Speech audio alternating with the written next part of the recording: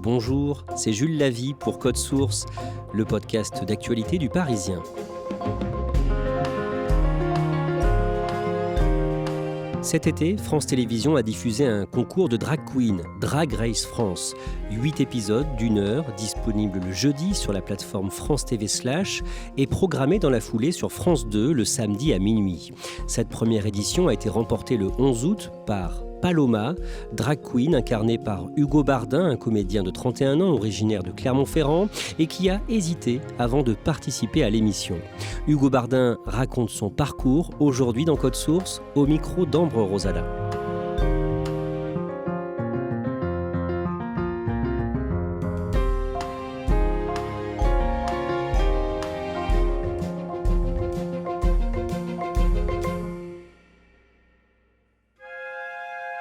Je rencontre Hugo Bardin quelques jours après sa victoire dans Drag Race France, un jeu télévisé qui a vu s'affronter 10 drag queens tout l'été. Nous nous retrouvons dans les locaux d'Endemol, la société de production de l'émission.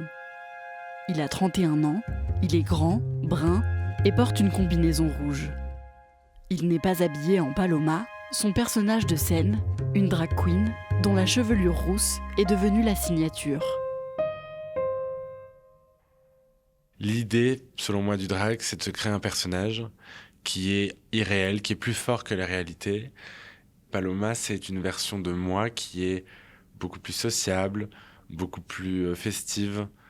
Hugo, il est très casanier, très solitaire et pas forcément le plus abordable en société. Je suis toujours un peu sur la réserve.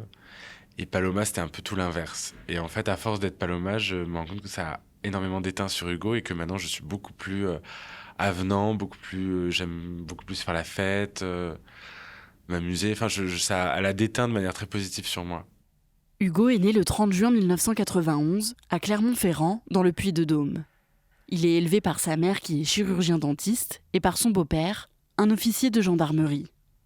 La mère d'Hugo l'inscrit à un cours de théâtre quand il a 4 ans et il se passionne pour la comédie. J'étais très solitaire, très rêveur, beaucoup d'imagination, tout le temps en train d'imaginer des décors, des costumes, de me créer des mondes un peu parallèles. Et j'étais assez agité comme enfant. Par exemple, chez mes grands-parents, je jouais beaucoup à être l'espionne du Louvre, parce que j'étais fan, mais toujours encore aujourd'hui, des Trois Mousquetaires. Donc je me prenais pour Milady de Winter et je lançais des coups de papier dans le mur, par exemple. Je m'inventais des histoires et il y avait rien qui m'arrêtait, quoi. Si j'étais l'espionne du Louvre, le mobilier y passait. J'étais pas très soigneux, quoi. J'abîmais beaucoup les choses, je faisais beaucoup de bêtises avec les objets. Je prenais les Barbies de ma sœur, je leur rasais la tête et elles devenaient gothiques. C'était des femmes vampires. Enfin, voilà, j'abîmais tout. Mais j'étais très créatif. Hugo adore se déguiser et incarner des personnages dans sa chambre, surtout féminins. Adolescent, il devient fan de la chanteuse Mylène Farmer et au collège, il n'a pas beaucoup d'amis. J'étais un ado gothique mais un peu soft quand même. J'étais pas gothique mais j'étais un peu romantique. Très seul et assez malheureux, assez nerveux. J'étais pas très très à l'aise. Je n'avais pas forcément mis un mot sur ce que j'étais et je m'assumais pas trop. Et à 15 ans, je suis arrivé en seconde, hyper flamboyant. Toujours gothique, mais gothique flamboyant. Enfin, vraiment, Louis XIV qui aurait mal tourné. Et j'ai dit, je suis pédé, je vous emmerde, et j'adore Mylène Farmer. Et tout le monde m'a respecté. Et là, je suis devenu populaire, je suis devenu délégué de classe. Enfin, j'ai rien compris à ma vie. Je suis passé de l'ombre à la lumière juste parce que je me suis assumé, en fait. Au lycée, Hugo prépare un bac théâtre et il dirige aussi le club de théâtre de son établissement, avec lequel il monte 3 spectacles. En terminale, quand il a 17 ans, un metteur en scène recherche de jeunes comédiens pour un spectacle qui se prépare à la Comédie de Clermont-Ferrand. J'ai passé le casting, sauf que c'était pour jouer des adolescents déportés dans un camp de concentration. Et moi, j'avais les cheveux jusqu'au milieu du dos, j'étais flamboyant comme c'est pas possible. Je suis arrivé en audition, ils ont dit, bon, on va pas pouvoir raser le crâne de cet adolescent, ça ne va pas marcher. Par contre, on a un rôle de travesti, est-ce que ça t'intéresse ? Et j'ai dit oui. Je m'étais déjà amusé à me costumer toute ma vie, donc ça me paraissait dans mes cordes. En fait, j'ai eu une rencontre ce jour-là, quand j'ai intégré la troupe du spectacle, c'est qu'il y avait un comédien italien qui s'appelle Arnaldo Rani, et il jouait un travesti dans le spectacle, et il me disait « Moi, je suis la reine, tu es la dauphine ». Et il était génial, et j'étais fasciné par ce mec, et je me suis dit « Waouh, c'est génial de jouer en fait des personnages comme ça ». C'est l'un des premiers rôles féminins qu'Hugo interprète sur scène. Il obtient son bac, et à 18 ans, il quitte Clermont-Ferrand pour s'installer à Paris et intégrer la prestigieuse école de théâtre du Cours Florent. Les professeurs d'Hugo le trouvent prometteur, mais il a du mal à jouer certains rôles masculins. J'ai toujours eu une espèce de, en tant que comédienne, une espèce de sentiment d'illégitimité à jouer des personnages virils. Comme je n'y arrive pas, ça me donnait un sentiment de honte d'être comme ça. Et en fait, je me suis toujours épanoui dans des personnages très flamboyants. Mais comme ils n'existent pas, ou très rarement, les personnages flamboyants masculins, ben, je suis automatiquement allé vers des personnages de femmes. Je me sentais plus proche de ces personnages-là, de leurs problématiques, de ce qu'elles avaient à jouer. Et les profs, au bout d'un moment, m'ont dit « Arrête, parce que tu vas t'enfermer là-dedans et tu travailleras pas ». Et surtout, personne n'aura cette imagination de projeter autre chose sur toi que ce que tu nous proposes là. Ça a eu un impact sur moi pendant des années, c'est-à-dire que je n'osais plus, même moi en tant qu'Hugo, être flamboyant comme je l'ai toujours été. Donc je me suis mis à porter des petits polos, des petites chemises à carreaux, j'ai coupé mes cheveux, j'ai laissé pousser de la barbe. J'ai joué le jeu de l'hétéronormativité. Après 3 ans de formation au Cours Florent, Hugo écrit et met en scène plusieurs spectacles. Il découvre aussi une émission de télé-réalité américaine, RuPaul's Drag Race, un concours de drag queen, et Hugo se met à suivre toutes les saisons. Welcome to the main stage of RuPaul's Drag Race Down Under. Michelle Visage. En 2018, à 27 ans, Hugo se lance dans l'écriture d'un court-métrage intitulé Paloma. C'est l'histoire d'une drag queen qui rencontre un camionneur alors qu'elle voyage avec l'urne qui contient les cendres de son amant décédé. En écrivant ce film, Hugo se dit qu'il devrait interpréter lui-même le rôle de Paloma.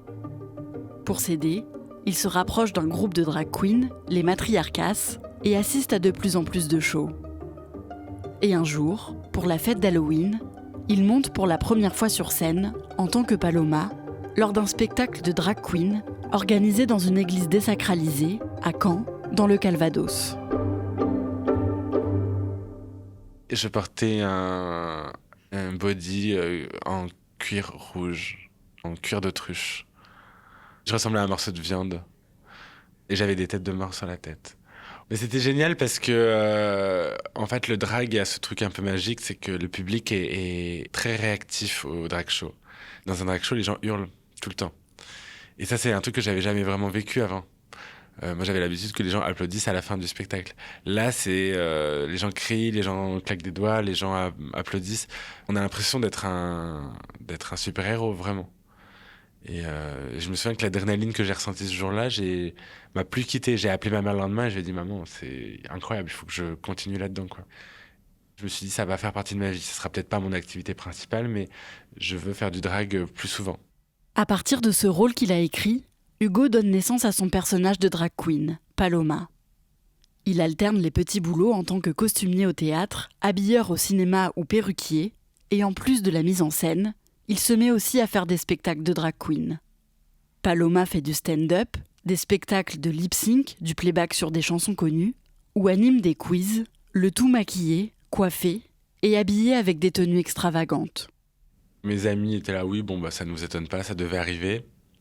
Et ma mère m'a dit, de toute façon, je ne pourrais jamais t'empêcher de faire ça, donc vas-y. Je pense qu'elle a dû se dire dans quoi il s'embarque. Elle connaissait pas. Mais ma mère est très curieuse, donc elle a lu plein de bouquins. Il n'y a pas beaucoup de parents, je pense, qui font ce travail-là, quoi. Au début de l'année 2022, Hugo apprend qu'une version française de l'émission RuPaul's Drag Race est en préparation et que les castings sont ouverts. Dans ce concours, les candidates s'affronteront dans différentes épreuves pour démontrer leur créativité et leur sens de l'humour. Avec à chaque étape de la compétition, un défilé de mode sur un thème en particulier, avec des tenues conçues par chaque drag queen. Je vois passer le truc et je me dis oh, génial, j'en ai très très très très envie. Mais j'hésite parce que je suis dans un milieu théâtre-cinéma qui est assez fermé à la télévision. Est-ce que ça va pas être une casserole dans ma vie d'avoir fait de la télé-réalité ? Et en fait, je me suis dit, mais déjà, premièrement, c'est pas comme si t'étais au top en haut de l'affiche actuellement. T'as besoin d'un coup de pouce. Cette émission peut être ton tremplin. Et en plus de ça, j'en meurs d'envie. Puis surtout, ce qui a été décisif pour moi, c'est quand j'ai vu que c'était France Télévisions qui l'a diffusé. Là, je me suis dit, ok, service public, ça va avoir un impact énorme. On va être vu par des milliers et des milliers de personnes. C'est pas comme si la communauté était très représentée dans les médias. Je peux faire partie des 10 pionniers, des 10 pionnières qui vont changer la face du drag aux yeux de la France, quoi. Enfin, c'est historique. Hugo décide de s'inscrire en tant que Paloma, et après 2 mois de casting, il est rappelé par la société de production Endemol pour lui annoncer qu'il est pris dans l'émission. Moi, ils m'ont fait venir dans la pièce où on se trouve actuellement. Il y avait toute l'équipe qui était là. Je me suis dit, putain, s'ils me font venir pour me dire que je suis pas pris, c'est vraiment des enfoirés. Et puis non, ils m'annoncent ça et je me souviens très bien de ce moment. J'ai vu toutes les saisons américaines. Je sais à quel point ça peut changer la vie des artistes qui y participent. Donc, ça a été un moment vraiment très, très intense pour moi. Très ému, très fier. Et puis, instantanément, la seconde d'après, mort de trouille. Parce que je sais ce qui nous attend. Je sais tout ce que je vais devoir préparer pour cette émission. Et là, je me dis, oh là là, ça va être quelque chose. Paloma et les 9 autres candidates préparent pendant des semaines les tenues qu'elles présenteront tout au long de l'émission. Le tournage débute en mars et le premier jour, les 10 drag queens font leur entrée dans l'atelier de Drag Race.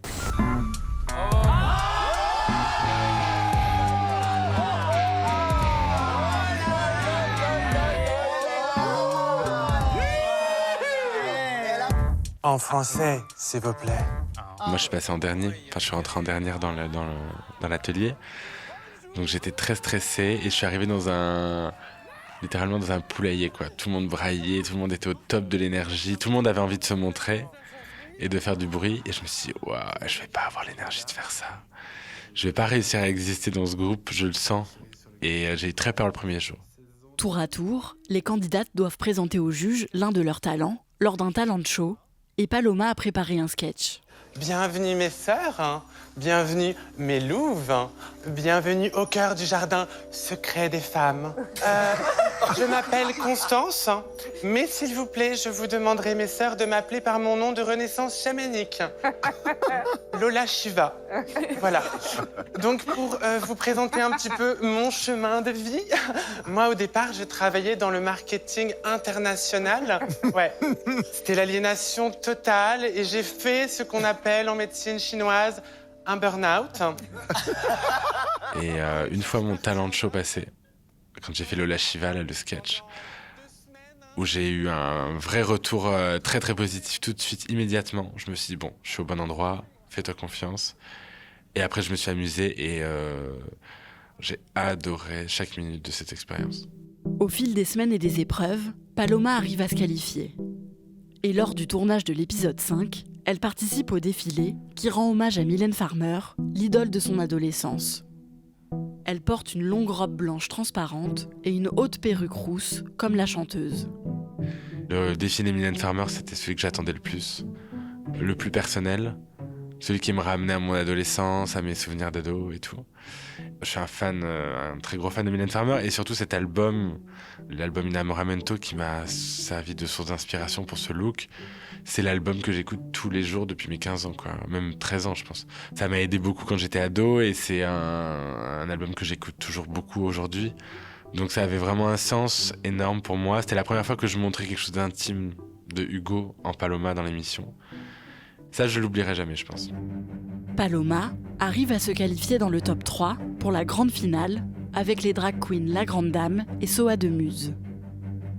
Au moment du tournage, 3 fins différentes, avec les 3 gagnantes potentielles, sont tournées pour éviter les fuites. Paloma quitte donc le tournage sans connaître son classement. Le 25 juin, le premier épisode est diffusé sur la plateforme France TV /. Seul le premier épisode de l'émission doit être diffusé aussi sur France 2 le même jour. On avait cette inquiétude toutes et tous, c'est que est-ce que ça va plaire, est-ce que ça va attirer un public qui n'est pas déjà acquis, Est-ce que ça va s'exporter au-delà de notre communauté? Voilà, ça c'était des questions légitimes, je pense. Et en plus de ça, l'annonce de l'émission sur Twitter et sur les réseaux sociaux a donné suite à beaucoup d'homophobie. Il y avait vraiment eu des réactions très très violentes. Et je me suis dit, mince, la France n'est pas prête, ça va pas marcher. Et puis boum, premier épisode, on explose les audiences. Je me dis bon. Le premier épisode réunit plus de 900 000 téléspectateurs sur France 2. La chaîne décide alors de diffuser aussi tous les autres épisodes, alors qu'ils étaient seulement prévus en streaming sur le site de France Télévisions. L'émission est programmée tous les samedis, à minuit, et pendant la diffusion, Paloma reçoit de nombreux messages sur ses réseaux sociaux. Je reçois entre 400 et 800 messages sur Instagram tous les jours. Que des trucs très positifs. En fait, moi, c'est ça qui m'a le plus étonné.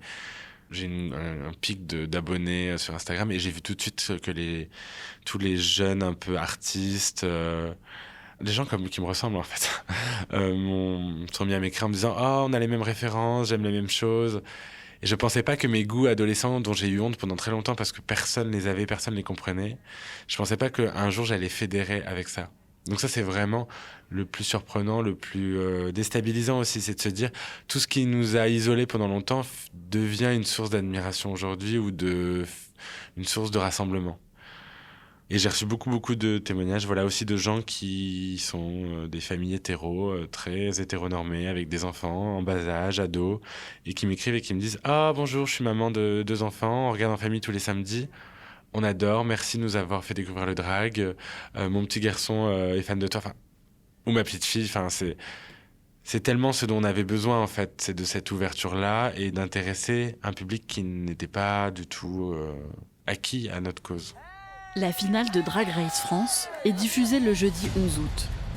Paloma, La Grande Dame et Soa de Muse, les 3 finalistes, retrouvent la production pour regarder la finale et découvrir la grande gagnante avec un peu d'avance sur le public. Vous êtes prêtes? La première grande reine de Drag Race France est...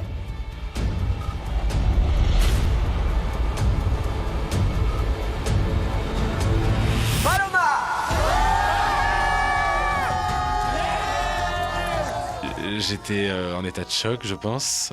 J'ai beaucoup pleuré. Et après, on a marché sur 100 mètres pour rejoindre la foule. On avait l'impression que c'était un match de foot, quoi, que c'était la Coupe du Monde. Il y avait tellement de monde. Je me souviens qu'il y avait les gardes du corps qui faisaient de la place pour qu'on puisse passer. Tout le monde hurlait mon nom. Enfin, c'était surréaliste, quoi. C'est une revanche sur plein de choses, sur la vie, sur les gens qui me disaient « tu feras rien dans ce métier » ou sur les gens qui me disaient « ouais, mais drag queen, qu'est-ce que tu vas faire avec ça ?» Forcément, c'est une revanche. C'est la victoire aussi des marginaux, des gens qui luttent pour être visibles. Et là, tout d'un coup, moi, j'ai ce pouvoir, ce devoir et cette chance de pouvoir parler au nom de tout le monde, même si personne ne me l'a demandé, mais... On n'est pas tant que ça à avoir un micro pour parler de ces questions-là. J'ai envie d'utiliser cette place et ce pouvoir qui m'est donné pour servir de porte-parole, de modèle, en tout cas de représentation, tout simplement. Moi, j'avais 11 ans, je regardais la télé, j'avais pas de représentation. Bon, peut-être que je peux être cette représentation pour toute une génération qui n'en a pas.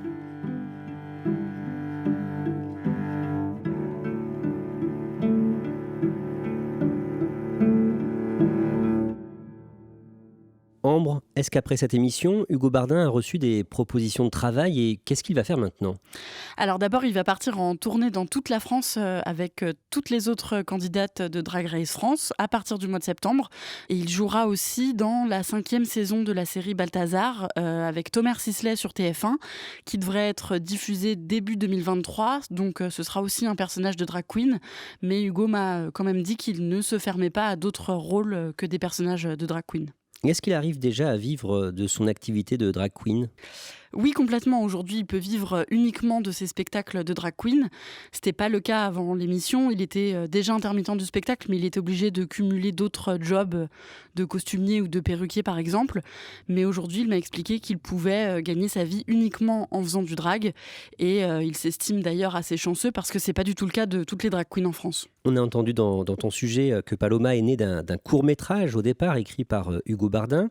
Est-ce qu'il est sorti, ce court-métrage ? Oui, il est sorti, il a été tourné en 2020 et il est sorti en mai dernier, en mai 2022 sur France 3.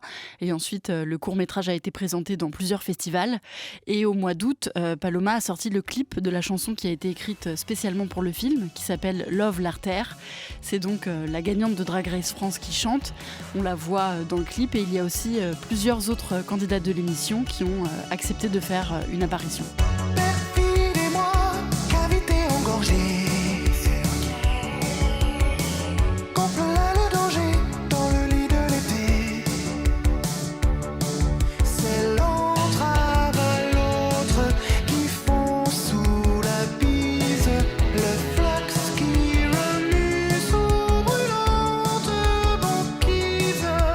Merci Ambre Rosala et merci à Kevin Boucher pour son aide.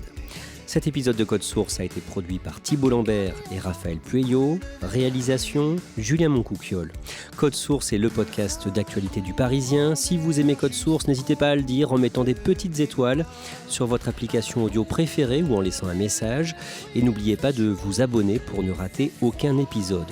Vous pouvez nous contacter sur Twitter, @codesource, ou nous écrire directement codesource@leparisien.fr.